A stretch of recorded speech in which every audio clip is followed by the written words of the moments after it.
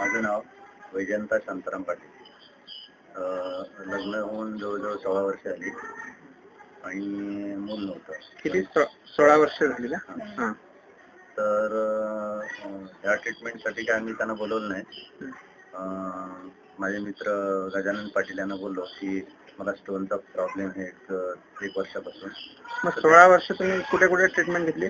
16 वर्षात RK पाटील सोंडीला, नंतर भट doctor Roha आणि आयुर्वेदिक डॉक्टर म्हणजे तिकडं मनोरे म्हणजे वाड्याच्या तिकडे आयुर्वेदिक ट्रीटमेंट घेतली, पण त्यांनीच काहीच फरक पडला नाही. नंतर आम्ही काही दिवसांनी ती ट्रीटमेंट बंद केली आणि असं ठरवलं की आता आपल्याला काय होणार नाही म्हणून बंद ट्रीटमेंट केली. तरी किती वर्ष आता बंद होती तुमची ट्रीटमेंट? तरी पण जवळजवळ 3-4 वर्ष आम्ही ट्रीटमेंट पूर्ण बंद केली होती.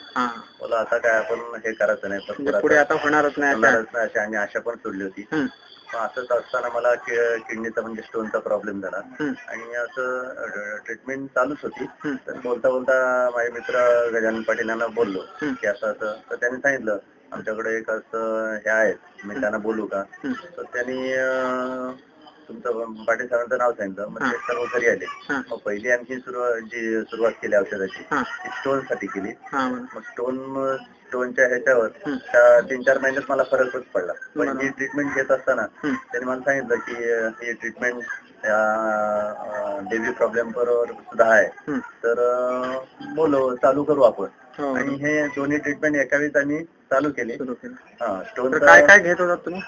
तर RGGL पेअर्स म्हणजे गोळ्या घेतल्या, कॅप्सूल, नंतर मोरेन ज्यूस, नंतर कॉफी, नंतर स्पिरिना, हे सर्व आम्ही रेग्युलर 4 महिन्याचे घेतले कम्प्लिटली.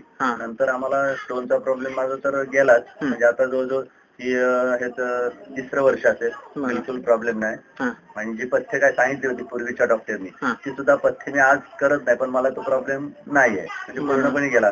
आणि बेबी प्रॉब्लेम जो होता तो आम्हाला 6 महिन्यात रिझल्ट आला.